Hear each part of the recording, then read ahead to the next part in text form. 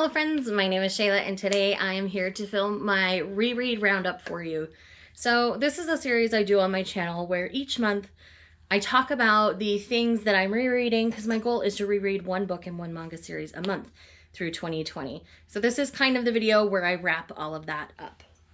So I reread a bonus book this month. So the things we have to talk about today are Archer's Voice by Mia Sheridan, Cinder by Marissa Meyer, and Angelic Layer by Clamp. Let's go ahead and start with Angelic Layer. So this is a manga series in which we follow a young woman named Suzuhara, is the last name I want to say, Misaki. So we follow this young girl. She's about 12, so 6th, 7th grade in the US. And she's just moved to Tokyo to live with family, and she ends up stumbling upon this man. And this man is directly connected to these little, like, battle robots. And so these are, like, VR-style battle robot fights, where obviously the people operating them aren't actually in the units, but the units have personalities and things. And I know this ties directly into Chobits as well. But basically in shonen manga, in Battle Shonen specifically, we talk a lot about there's always a tournament arc. That's all this series is a tournament arc. And I absolutely adore it. For one, the art style is very Clamp and just very cute, but also very detailed. And so I just really enjoy it for what it is. It's very sweet. It's very fun. We get to know a lot more about Misaki throughout, and it's just fantastic.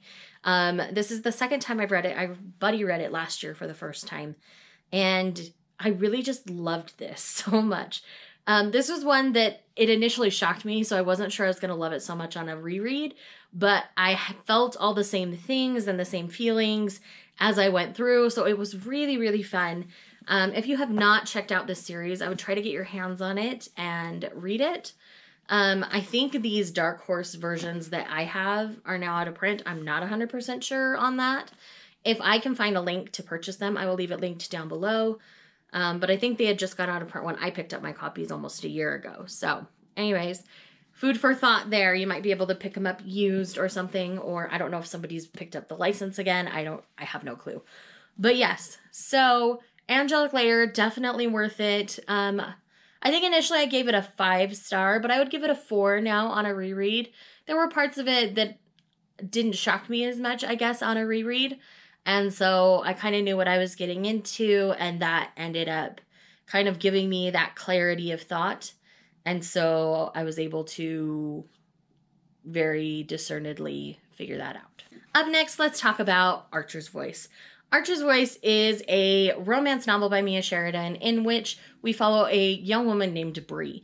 Bree has suffered a lot of loss. Most recently, her father was murdered in a brutal way in the deli that he owned. So after kind of wrapping as much up in, I believe it's Chicago, as she could, she ends up kind of quote unquote running away or moving to a small town on the East Coast. And it's kind of late summer. And so she ends up in Pelion, Maine. And in this small town, on the first day she's there, she goes to the grocery store and she has that moment where the bag breaks and things stumble out on the ground. And this kind of almost homeless looking rugged man ends up helping her and picking things up, but he doesn't say anything to her. And so she's just sitting there stumbling over her words. She's embarrassed. And that's how she meets Archer. Archer, however, is just not able to talk. He's not been able to talk since he was a child after a very tragic accident in which both of his parents died. And so Archer's kind of alone after his uncle who had been caring for him passed away. And he only comes into town when he absolutely needs something. Other than that, he stays out on his property and just kind of lives his life. So he's kind of like the town hermit, I guess. But Bree is intrigued by Archer, and Bree and Archer start to get to know one another, and they start to develop a romance. And there's lots of family dynamics and drama wrapped into all of this. and it's just so well done. This one I did via audiobook this time rather than just a physical read. The audiobook doesn't have the same edits as this one, and I do prefer the edits in this one. So if you're going to read one or the other, I would actually recommend reading it physically. Even though the narration, like the execution of the narration was done well, the edits in this are far superior in my opinion. You're not getting certain phrases repeated in like the sex scenes and stuff. It's much more flushed out, I guess you could say, in this one. And this one has an extra like epilogue to it. So anyways, Archer's Voice. This is a romance that's pretty well known in the romance community, but Mia Sheridan as an author, this is the only one people really talk about. So I do recommend checking out other works of Mia Sheridan. A couple that came out recently that I've loved were Most of All You and More Than Words. I may end up rereading those subsequently as well over the next little while, but I love Mia Sheridan's work, so definitely give her work a try.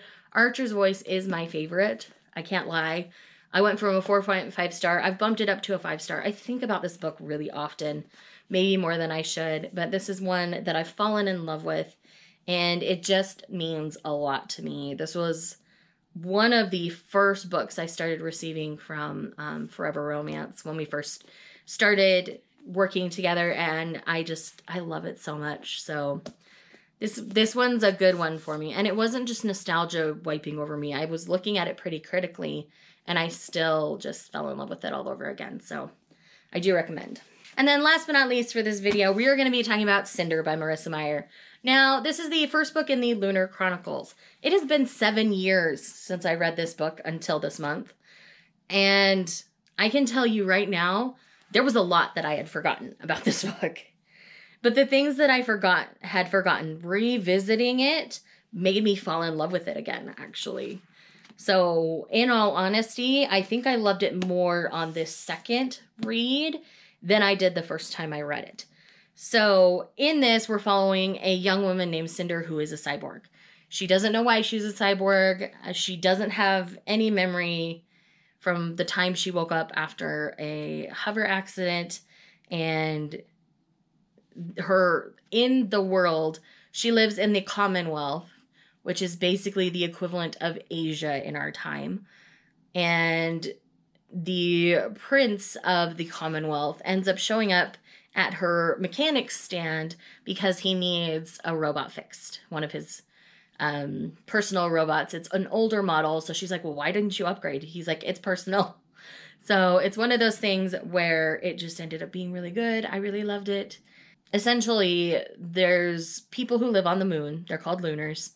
And they want, their leader, Queen Levana, wants to marry into the Commonwealth to become Empress. And that's kind of the main plot that's centering through here. But there is somebody capable of usurping Queen Levana's spot as monarch on Luna, or on the moon. And Prince Kai has been looking for this person. But through all of this, there's also like a disease. There's a lot of layers to this story. And I will be fully breaking all of it down when April and I do our Tell It Again spoilery filled discussion this Sunday on April's channel, I believe. And that's at 3 p.m. Mountain Time, 4 p.m. Central, I believe. But yes, so I'm not going to say too much about it here because it is our Tell It Again book.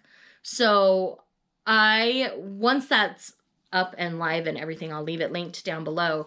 But join us this Sunday. I'm really excited to talk about this with all of you. And I hope you all have been enjoying your read/reread of Cinder as well. So these are my rereads for the month of February. I ended up really enjoying all of them. They're all going to be staying in my collection. I mean, these two I was pretty sure, but the one I wasn't sure about, I'm definitely keeping now. I'm really excited for this series. I've really been enjoying these rereads, and it's just a really good, solid time. So once again, thank you guys for checking out this video. If you're new here, welcome. I would love it if you would subscribe and click the little bell. This is YouTube, and you guys know what to do. Thanks for watching. I'll see you next time.